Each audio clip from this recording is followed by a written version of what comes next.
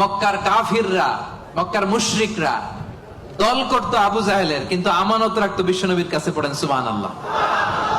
অবাক করো না ঘটনা? কারণ ওরা ভালো করেই জানে আমানতের প্যাকেট যদি আবু জাহিল্লার কাছে রাখে তাহলে টাকাও শেষ, টাকার ঠোঙ্গাও।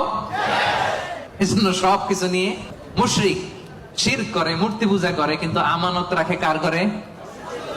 সুবহানাল্লাহ কইতে পারলেন না?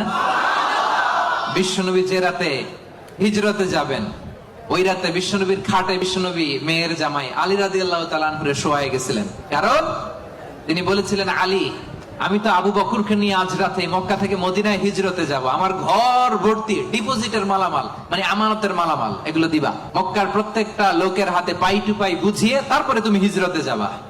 সাইয়েদনা আলী রাদিয়াল্লাহু বলেন, এই আমানতের মাল মক্কাবাসীদেরকে বুঝাই দিতে আমার 1 দিন না 2 দিন না টানা 3 দিন লেগেছে। পড়েন সুবহানাল্লাহ।